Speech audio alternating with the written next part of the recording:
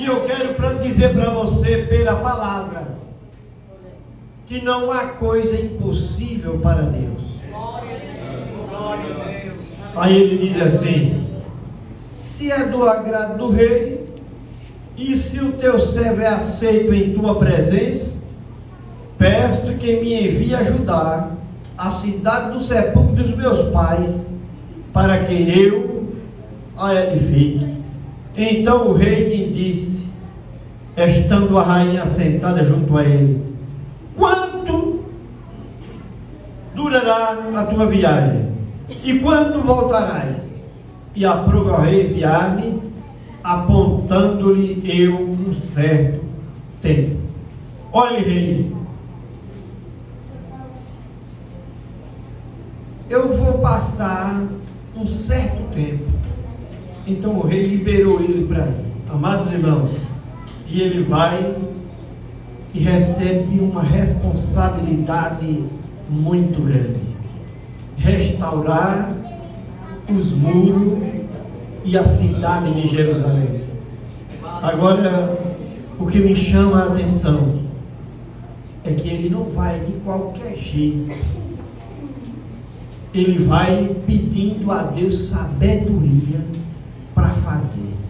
E quando ele chega lá, não pense que ele encontra um mar de rosas. Quando ele chega lá, que começa a fazer a obra, alguém começa a se levantar contra, para tentar atrapalhar. Mas, meus irmãos, será que isso ainda acontece hoje? Acontece. E às vezes no meio da igreja. Mas eu tenho uma coisa a dizer para os irmãos: ninguém que se levanta contra as coisas de Deus se dá bem. Tenha certeza disso.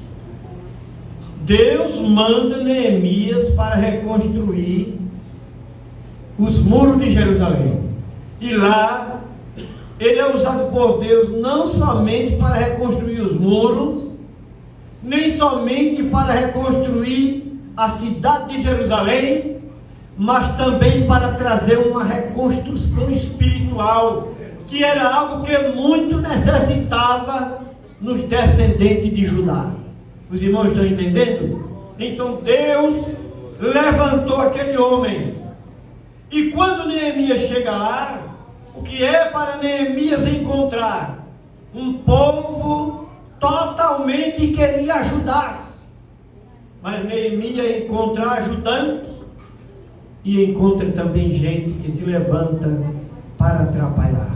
Mas eu lhe digo uma coisa: mesmo levantando-se alguém para atrapalhar, mas os muros foram edificados, a cidade foi edificada, e a vida espiritual do povo de Jerusalém foi restaurada. E esta é a obra de Deus. Quando Deus envia um homem, ele se responsabiliza por aquele homem, e ele faz obras extraordinárias através daquele homem. Ainda que se levante Sanbalates e Tobias, mas o Deus do céu não desiste daquele homem que enviou. E Deus fez com que Neemias fosse um grande líder e fizesse o trabalho com sabedoria. Agora tem uma coisa: eles não trabalhavam despreparados.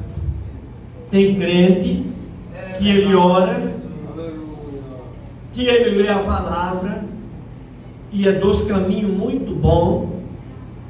Ele vem para o culto, mas na hora de vigiar, ele não vigia. Veja que tem um versículo que diz aqui mais ou menos assim: que com uma mão eles trabalhavam fazendo o muro, e com a outra eles seguravam a arma. Para quê, meus irmãos? Trabalhando numa construção, numa reconstrução, numa reforma. Com uma mão, por exemplo, pegar o tijolo, e com a outra segurar a arma. Sabe para que era? Para se defender quando viesse o inimigo. E é dessa forma que nós, os cristãos, hoje devemos viver, preparado para enfrentar as hostes espirituais da maldade. Tem crente que ora, lê a palavra, vem ao culto, mas não vigia. Quando chega alguém para falar do seu pastor, ele desce além, ao invés de ficar ouvindo, com a boca fechada, em silêncio, ele desce a lenha para falar do seu pastor. Soltou a arma, entregou-se à vontade do inimigo. Mas nessa noite, que cada um de nós tenhamos sabedoria e possamos ler esse livro e meditar e colocá-lo na nossa vida no sentido espiritual. Nós estamos empenhados em uma grande obra. Glória. E devemos estar preparados, Aleluia, com a arma na mão, pronto para enfrentar o inimigo e também trabalhando. Como está você? Cada dia você bota um tijolo nessa construção? Ou você se levantou feito Sambalate e Tobias, que tentou atrapalhar o homem de Deus? Mas eu lhe digo uma coisa: Neemias, ele tinha direção de Deus, ele orava, ele tinha sabedoria de Deus, e o inimigo não construiu desmanchar aquilo que Deus queria fazer. E uma coisa eu tenho para dizer à igreja: Deus tem coisa boa para fazer nas nossas vidas. Deus tem coisas maiores para fazer na congregação de Pau Amarelo. Mas Ele quer ver uma igreja pronta, uma igreja unida, uma igreja que sabe ouvir, uma igreja que sabe dizer, uma igreja que sabe falar. O inimigo tem encontrado brecha em alguns cristãos. O inimigo tem encontrado brecha em alguns que são membros do corpo de Cristo. E tem encontrado uma brecha no sentido de disse-me-disse, de conversinha para lá e para cá. Mas eu digo uma coisa: cristão verdadeiro não se mistura com essas coisas. Ele está pronto, construindo e a arma na mão para enfrentar o inimigo. Já pensou chegar alguém para falar mal do seu irmão? Eu acredito que você não vai gostar de uma proposta dessa.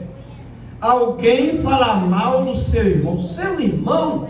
Irmão, nós somos irmãos aqui. Nós somos amigos um dos outros. Amigos aqui no púlpito, amigos aí embaixo, todos somos amigos e irmãos. Nós é para vivermos abraçados, unidos e em paz. É essa a forma que Deus quer para a gente. Sabe por quê? Porque a trombeta vai tocar.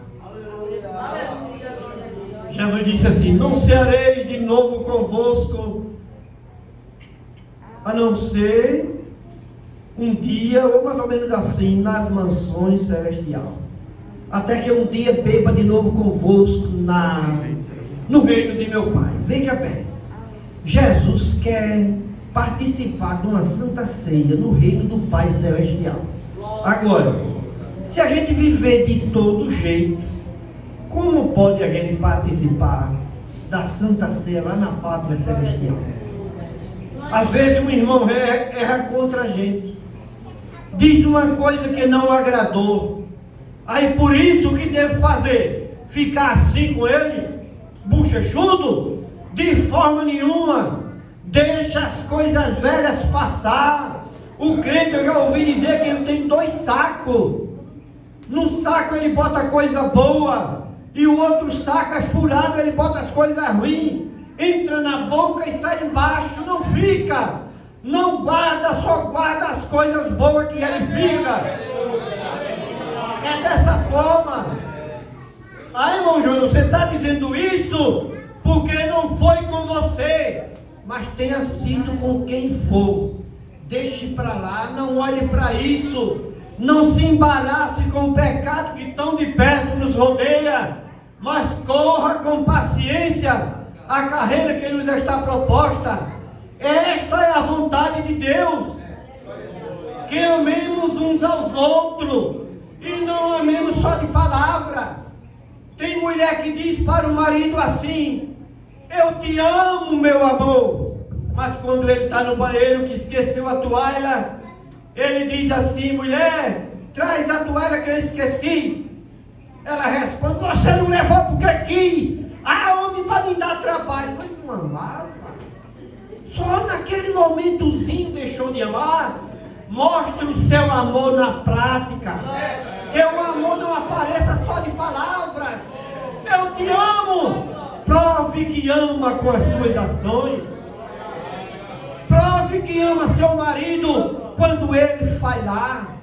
Prove que ama quando ele chegar em casa apavorado, agitado com alguma coisa da vida. Vá junto dele, dê um abraço, e aquele abraço desmancha o coração do marido. Da mesma forma, o marido faça com a mulher. Chega em casa, a mulher está preocupada, aflita com os filhos, mas o marido não chega dando patada nela, não. Vai junto dela, dá um cheiro, dá um abraço, e o coração do marido se derrete. Da mesma forma é nós, irmãos, uns com os outros. Teu irmão chegou aborrecido junto de você, dê um abraço nele, converse com ele. Ele está aflito, desesperado. Não diga mais palavra para o afligir. Abrace ele. Quantas vezes, meus irmãos, a gente chega em um lugar aflito e alguém nos dá um abraço, e aquele abraço fala tão alto ao nosso coração, desmancha alguma coisa que estava lá dentro. Uma recepção calorosa vale muito. Um dia eu cheguei em São Paulo, fui na igreja onde minha irmã fazia parte, e lá na portaria tinha um diácono. A primeira vez que cheguei naquela congregação, não conhecia ninguém ali, a não ser minha irmã e minha família que congregava lá. E quando eu vou chegando, que dou a paz do Senhor ao diácono, ele me deu um abraço tão forte que eu chorei. Então veja que a recepção com um abraço é muito importante. Se teu irmão vem aflito, não dá patada, não dá açoite nele, mas abraça o teu irmão e tu vai ganhar ele. Amém, meus irmãos? A igreja, ela deve viver unida e em paz.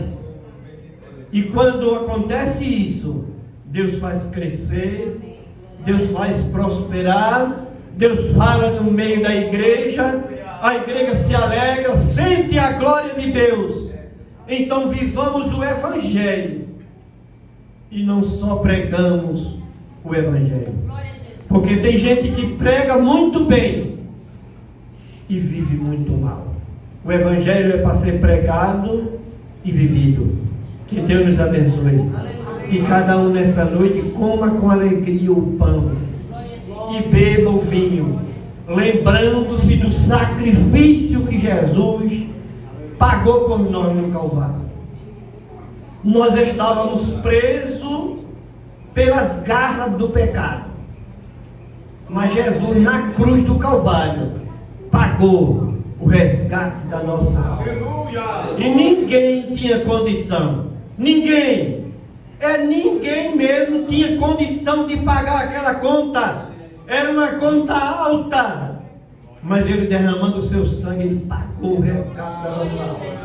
Então nessa noite, com alegria na alma, amando os irmãos, perdoando os irmãos e abraçando os irmãos, ceamos com alegria. Que Deus abençoe.